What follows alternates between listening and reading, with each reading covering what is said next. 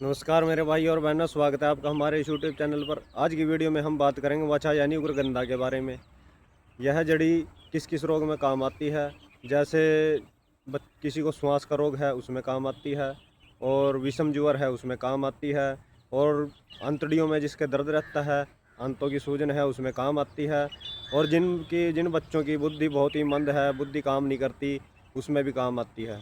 लेकिन इसका कैसे प्रयोग किया जाता है आज हम आपको बताने जा रहे हैं। हम पारंपरिकवाद खुद के आजमाए हुए नुस्खे व आयुर्वेदिक सदग्रंथ द्वारा आज आपसे ज्ञान साझा करने जा रहे हैं। प्रमाण सहित आपको हम दिखाएंगे भी और बताएंगे भी इसका कैसे उपयोग करना है, और घर पर रहकर आप इसे समय बना भी सकते हैं और महंगी दवाइयों के खर्च से बच भी सकते हैं।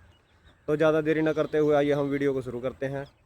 और वीडियो को बिना स्किप करे पूरा देखें। फिर आप कहते हैं जी हमारे तो समझ में नहीं आया कि कैसे बत करना है, कैसे बताना है, कैसे करें कैसे नहीं। आप वीडियो को पूरा देखते तो है नहीं, तो वीडियो को पूरा देखा करो भाई, तभी तो आपको कुछ पता चलेगा। अगर फिर भी समझ ना आए तो आप कमेंट कर सकते हैं, कोई दिक्कत नहीं है। कमेंट में आप पूछ सकते हैं कि इसको कैसे इस्तेमाल करना है, आपको सारी जानकारी दी जाएगी। तो आइए बिना देरी करें हम वीडियो को शुरू करते हैं।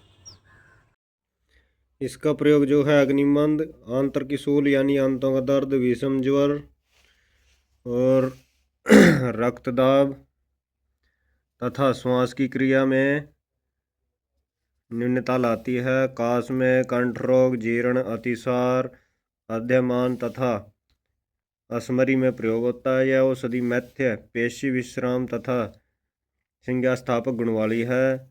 अपसमारम एवं अंगघात जैसे रोगों में अति उत्तम औषधि है।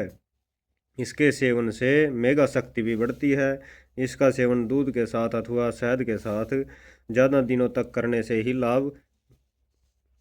लाभ होता है। खांसी एवं श्वास में वमन में उल्टी आती है, जिसको अधिक मात्रा में जल एवं नमक के साथ प्रयोग किया जाता है। इसका क्वाथ प्रतिशय, गले की सूजन, खांसी और श्वास निषोध में लाभकारी। इसका प्रयोग वक्ष चूर्ण के कपड़े में बांध कर सूंघते हैं।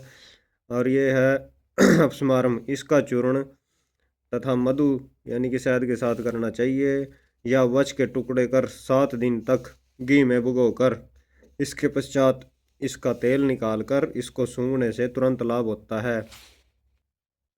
उन्माद में इसके स्वरस का कोष्ठ, कुलंजिन का चूर्ण तथा शहद मिलाकर सेवन करने से लाभ होता है। गर्भवती स्त्री को अनावात में कैसे देना है? दूध में लहसुन तथा वक्ष मिलाकर गर्म कर उसमें हींग तथा काला नमक मिलाकर सेवन कराने से अनाहवात नष्ट होकर सगर्भा सग सगर्भा स्त्री को सुख प्राप्त होता है।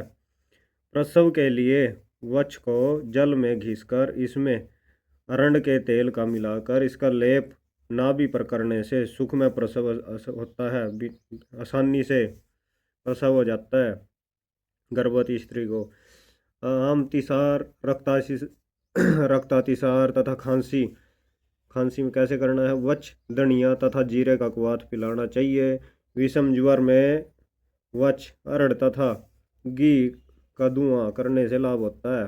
वक्ष के चूर्ण में एक अद्भुत गुण पाया जाता है। इसके चूर्ण का सेवन जल या दूध के साथ 1 महीने तक करने से मनुष्य बुद्धिशाली बनता है। जो मन बुद्धि है भाई, उनका भी बुद्धि को शीघ्र ही ठीक कर देता है। वक्ष का प्रयोग अधिक मात्रा में करने से सिर तथा रुधिर का नुकसान होता है। इसका ज़्यादा प्रयोग भी नहीं करना चाहिए, इसलिए इसका प्रयोग थोड़ी ही मात्रा में 3 मात्रा में करना चाहिए। अधिक मात्रा में सेवन करने से वमन होता है यानी कि उल्टी होती है, तथा वमनार्थ इसका सेवन जल के साथ 30 से 45 रत्ती किया जाता है।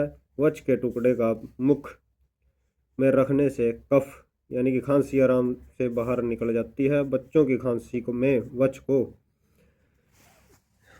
जल में घिसकर पिलाने से लाभ होता है। औषधि सेवन मात्रा केवल 2 से 5 रत्ती ही होती है। डॉक्टर देसाई का जो है कैसे हुए वक्ष को उष्ण, रचदेल, कासहर, कफर, वामक, सुगंधि, दीपन, वातहर, उत्तेजक, वेदना, स्थापन एवं कृमिधर मानते हैं। इसका प्रयोग कफ वात तथा पित्त प्रकोप में किया जाता है। और वक्ष पुरुषों से ज़्यादा शिशुओं तथा महिलाओं को अधिक अनुकूल है। शिशुओं को दांत आते समय जो ज्वर जो बुखार आता है उसमें वक्ष का प्रयोग अधिक लाभकारी होता है।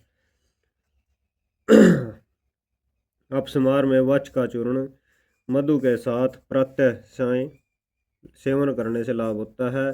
उन्माद हो, जिनको उन्माद में जब रोगी थक जाता है उस समय वक्ष का चूर्ण कद्दू के रस में मिलाकर सेवन करने से लाभ होता है। और पक्षाघात यानी कि अधरंग में अंगघात बोलते हैं जिसको, इसके भाग पर वक्ष की मालिश करने से लाभ होता है।